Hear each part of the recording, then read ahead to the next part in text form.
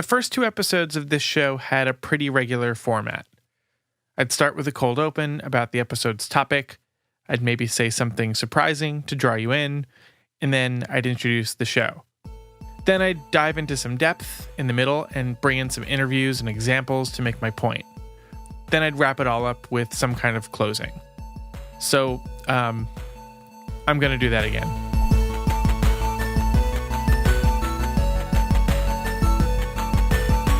Hey, I'm John Lagomarsino, and this is I Should Start a Podcast, a show from your friends here at Anchor about the ins and outs of podcasting. So last week, I got this voice message from someone named Alex. Hey, John, this is Alex from Seattle. I'm wondering how you decide what parts of your podcast should be scripted versus unscripted. Well, what a coincidence, because today we're going to be talking about how you can think about structure in your podcast. And that involves whether it's scripted, whether it's unscripted, whether portions of it are scripted and not, along with a lot of other things, the scaffolding that makes up your show. We'll talk about some basics, but then I'll also talk to a couple pro podcasters about their approaches to formatting a show. I tend to think of show structure in terms of storytelling. If I'm trying to get my audience interested and engaged, I have to tell a good story. Now, maybe that's literally telling a narrative, but it could also mean just thinking about the shape of your episode. Even though this show is pretty straight ahead and instructional, I do try to make sure episodes have a beginning, middle, and end. I try to vary the structure and the rhythm a little bit to propel the episode forward, and I try to take it in directions that are maybe a little bit surprising. When you're thinking about show structure, keep in mind what your audience does and doesn't know. This is why a lot of shows have some kind of introduction at the beginning to say hi and get situated. Maybe your listener has never heard your show before, or they don't know why you made this episode. And the beginning of an episode can lay out a roadmap that keeps your listener engaged and on track with you. But you can also use what your audience doesn't know to keep things surprising. Holding back some information can make for some great moments of reveal later on. When it comes to format, you've got a big open canvas in front of you, and it can be kind of daunting. Maybe your show is tight and scripted, or maybe it's an open panel, or maybe it's a straight interview, or maybe it's a fully sound-designed radio play with voice actors. Great podcasts come in all shapes and sizes, so finding the right one for your show is a little bit of trial and error and a little bit of smart storytelling. Instead of sitting here and lecturing about how to work all that out, I thought maybe it would be more interesting to talk to some podcasters about their show's formats. My name's Stephen Hackett, and I'm the co-founder of the Relay FM podcast network. So we have 20-something shows. We're mostly in the technology space, so covering consumer tech companies like Apple or Google or Microsoft. We've been doing it since 2014. The network will turn 4 years old later this summer, which just blows my mind, I gotta tell you. Stephen is on a lot of podcasts himself, and they really run the gamut in terms of format. So, when people ask you, how do you describe the kind of podcasting that you do? You know, a lot of our shows are, like I said, they're tech-focused. A lot of our hosts have kind of mixed backgrounds, but all the people we work with are passionate about their topics. At least on most of the shows, very conversational. A lot of people start listening to a show because of the topic, and then I truly believe they stick around for the relationship between the host. And if a show runs for multiple years, listeners can tap into that, and I think it becomes kind of a real special thing. I know a lot of the Relay shows are round table or freewheeling discussion type shows. Mm-hmm. How do you tend to think of structure in a show like that? So for a show like a panel show, so we can talk about Connected, which is sort of our flagship Apple show. I'm on that along with my co-founder, Mike Hurley, and then Federico Viticci. He's the editor-in-chief at macstories.net. I think this is the beginning of the show. It feels like the beginning. We were talking, and then we paused for a second, and now I'm thinking our sponsors, Squarespace, Pingdom, and Ting. This is like last week where you started that poem, and I didn't know it was the beginning of the show, and I just kept saying things. I know. I had to edit a bunch of that out. Yep. I want to keep you on your toes. This is Connected episode 181. You've already heard. So that show is a panel. There's 3 of us, but it's outlined is really kind of where we go with a lot of that stuff. So we record Connected on Wednesdays. So one of my tasks on Mondays is to, hey, let's start preparing the document. So we just have a Google Doc. We have all the ad breaks in there.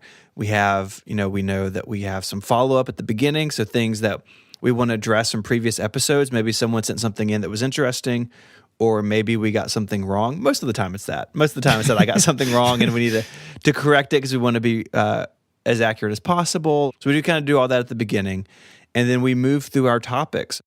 On a show like that, the outline is not a script, but it is a sort of a series of guideposts. This is where we want to go in this conversation, and here are some things that we think can get us there. It's outline driven, but it's not. We're not beholden to the outline. If someone comes in with something mid-conversation, we can make a right turn and follow that road if that's where it feels in the conversation that needs to go. In the old days, we'd have like iMessage running in the background or Slack or something, and be like, hey, I'm going to jump in after you. And now we don't do any of that because we've just gotten so familiar and comfortable. So the outline, like I said, is guideposts, but it's by no means something we have to stick to if something more interesting comes up. And that outline doesn't, inhibit spontaneity or anything during the conversations? I don't think it does, because we treat it just as guideposts. If we really felt like we had a lockstep stay in it in that show, then I think it would. I think the idea is just knowing that, if something on the outline doesn't get said or doesn't come up, then that's okay. We're going to kind of put this, we call it the topic graveyard in the bottom of the doc. Topic graveyard, by the way, is written in Comic Sans, which is terrible, but someone did that as a joke like 4 years ago and it's just stuck around. So you've got another show that recently debuted called Subnet, and that seems like a very different beast. So that show is 3 tech headlines a day. So it's like, hey, I've been out all day. What's the tech news I need to know? From Relay FM, my name is Stephen Hackett, and these are 3 technology stories you need to know. Bloomberg is reporting that Apple will begin a transition away from Intel processors. And so for that, I have a Google Doc, and I have a slot for topic 1, topic 2, topic 3. And then I will basically write a paragraph or 2 about each story. So it's totally different from something like Connected, but it works. I think it's the preparation and the stuff that goes on behind the scenes should be in service of the content. And so Subnet's a very different thing than Connected, and so I should treat it differently in preparation. Do you have any sage advice to someone who's never podcasted before, but say they're interested in cooking or something and they want to start a podcast? How do you even go about creating the format of a show? I think experimentation is a good way to try it. One thing we really talk to people about when we're developing new shows is you need to record demos. So bands do this, right? Bands, before they go into the studio to record an album, they are very often doing demos on the tour bus or at home of working out the kinks. So when they go into the studio, they know pretty close to what they want, right? And then you're sort of just polishing with the producer. I think podcasts are very similar to that, where you should record some episodes, maybe a bunch of episodes that no one's going to hear besides the co-host and significant others and, sort of some trusted friends, because it does 2 things. A, it tells you, or it can tell you, if your idea works or not, but it also helps with this problem of format, that you can kind of see what works and what doesn't. So I'll give an example of a show on the network called Ungeniused. It's a show that Mike and I do, and it's about weird stuff we find on Wikipedia. What would you think if you saw someone dancing uncontrollably in the middle of the street? And Mike and I did that show in 2011 together. Actually, the first show we ever did together. And we applied the panel conversation, panel discussion format to the show, and it just didn't work. We were kind of outlining what we wanted to talk about, or just kind of reading the articles or the reference information, and then just getting together and talking about it. How do you think word got around? I mean, there's not like the internet in the 14th century. I have no idea. There's so many questions. That is a really good one. If you're in Italy, how do you know they're dancing in Austria, and why do you go? I don't know how it. That's a really good question. I have no answer for that. And it just didn't really work. The show wasn't very good. No one listened to it, and we ended it. But I always love the idea of a show should exist about finding the weirdest stuff on Wikipedia.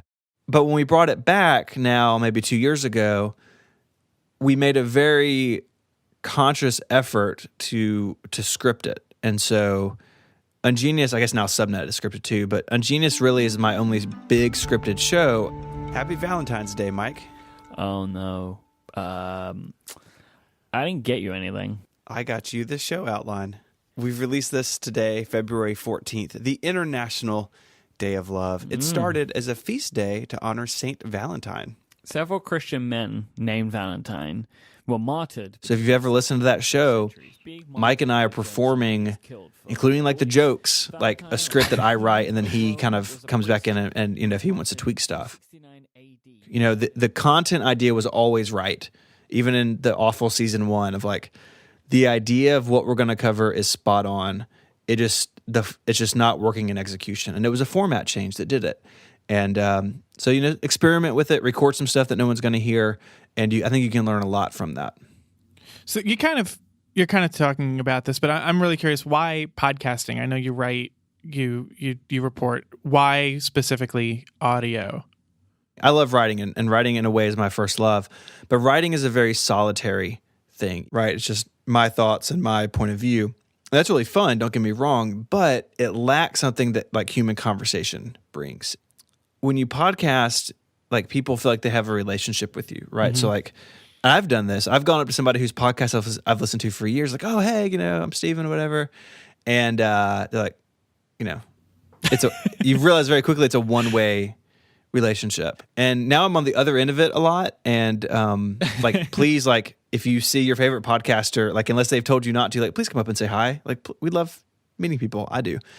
But that kind of points itself back to this, like that the conversation that you can have with a co-host, especially over years, if a show lasts that long, is something pretty cool and something that writing can't give you. I'm the luckiest guy on the planet, man. It really is true, and to get to make stuff that we enjoy making with people we care about, it's been an amazing ride so far.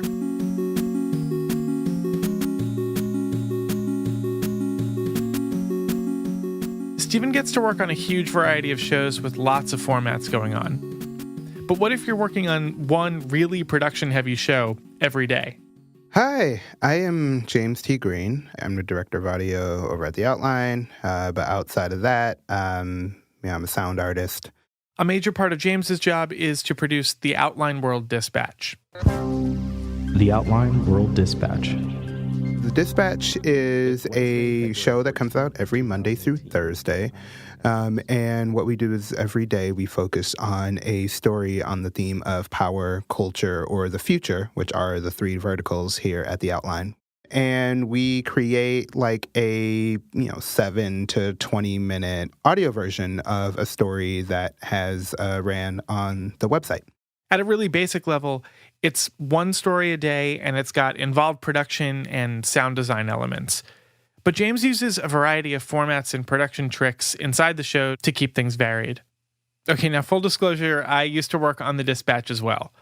But I wanted to talk to James about how he thinks of structure and storytelling in the context of a short daily show like this. What is the structure of the show? So basically, like, the structure of the show starts off with a short call to action at the beginning that we have a Twitter, all those type of things. Hey, it's Aaron. We've been doing the Dispatch for a minute now, and we would love to hear from you. We have our host, Aaron Edwards, who gives a brief breakdown of like what the show is and gives like a little bit of preview of what the story we're about to get into for the day. I can't do this anymore. I feel so numb. I can't get out of bed. It's getting so hard.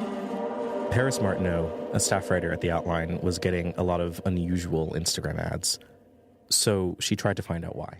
And then we have the story, and then like a short kind of sign off at the end. Today you heard from Paris Martineau. If you want to read more stories, head to theoutline.com. We're produced by James T Greene. So how much of the show is scripted as opposed to conversations? So it varies. The dope thing about this show is that the only format is that we have a story a day. So it really kind of varies on the type of story that it is. It might be something more scripted. So a good example is we did a story about this online resource for queer folks called Queering the Map. It was a website where queer people could put in a location that was special to them on a map, and basically the map got disrupted by alt-right people. I woke up and I had a whole bunch of messages in my inbox with screenshots of queering the map, but with little pop-ups in front of it saying, "Make America Great Again, Donald Trump, best president." We spoke directly with the creator of the map, and something of that sort was like, oh, this is perfect for something that could be completely scripted, because Aaron had a personal connection to it. So me and Aaron wrote out a rough script, and we decided to just kind of riff from there and then use tape from the interview to kind of like go in like a tape and copy narrative structure. So that is like something that is completely on the side of like scripted. Things that kind of like feel on the conversational side, those usually aren't that scripted. Like one that we had that came out today was about one of our culture editors, Jeremy Gordon. He sat in a glass box called the Jabberbox inside of LaGuardia Airport. So the beginning was him essentially narrating his experience of the Jabberbox, and then the second half of the story was he actually interviewed the creator, and I just took the conversation that Jeremy had with Aaron and looked for points in the conversation that references the interview he did with the creator, and then just had the creator's tape kind of weave in and out. You know, companies are realizing that people need privacy. They need space to conduct sensitive calls, or, you know, they don't want to necessarily air out their business in front of everyone, because it would be great if everybody could mind their own business, but that's not the case. Right. Why not start solving for privacy in the office first? So his idea was... So it still feels conversational, but then the tape acts as like a supporting character. And then like a third type of story might be opinion pieces or things that are kind of small stories. So like, again, Jeremy Gordon did a piece about pooping in work bathroom. And that was something where it's just completely his voice. You know, I've never understood why it's so strange for coworkers to acknowledge going to the bathroom with each other. I think... And then like the fourth and final type of episode that kind of runs here is just like the completely conversational, just kind of fun piece. And that was like an example of one where staff writer Gabby Del Valle and staff writer Paris Martineau talked about their experiences living in Florida. People aren't supposed to live there. And yet we have persevered and like attempted to outsmart nature. I don't know, like I never had to vocally like say like what type of story I hear different things as, but yeah, that's usually like kind of the four buckets that I think of whenever I'm making an episode. So in the case of The Little Room in LaGuardia, why would you go with the format of semi-scripted? I think in that particular way, it's because like there's a journey involved. Because like when I read the story, I was like, oh, this is something that has a clear beginning, middle, and end. And usually things that have a clear beginning, middle, and end, it's like, all right, boom, this is something that can work as like slightly narrative. So when you're building an episode, a story, how much are you thinking about, and how are you thinking about the audience during that process? That's a really good question. I mean, it's hard because in a way, I don't think too much about the audience, because I don't want it to feel like, okay, the only things that we're going to do are the things that like we get a really good response for.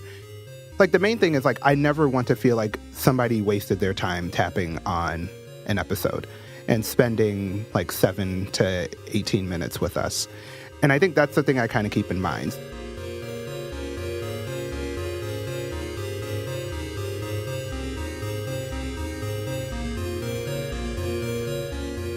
Obviously, there are lots and lots of ways to structure your show.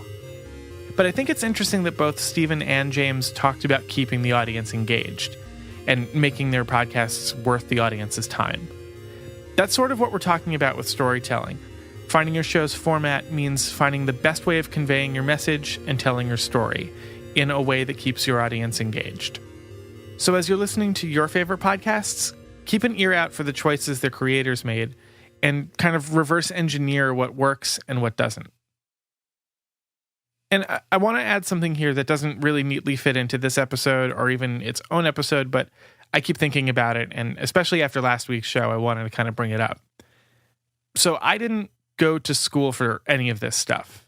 I've just been involved in audio and music and storytelling basically since I was a kid. The only reason I got at all good at this stuff is because I started out a while ago tinkering and experimenting and making stuff that I didn't really feel the need to share with anybody. And honestly, I know a lot of people do study this formally, and a lot of the time that makes me feel, honestly, a little bit like a fraud. All this is to say that I think in the broader world, there's a distinction between professional podcasters and amateur podcasters. And I think that's a completely artificial wall.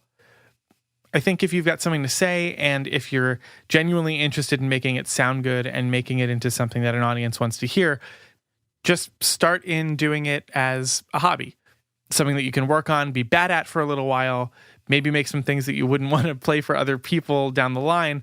And over time, as you find what works and what doesn't work, and as you play things for your friends and family and they tell you what they hated and what they loved, you're going to start finding a style, and that style is going to get closer and closer to the thing you think you hear in your head while you're making it. Getting good at audio isn't some kind of academic or magically imbued skill that you can acquire.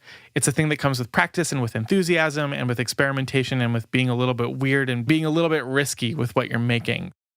As you're getting started, know that all of the podcasters that you hear who sound really polished, at some point, they were in exactly the same shoes as you, and the only thing that separates you from them is time and practice and a bunch of feedback from other people that you trust.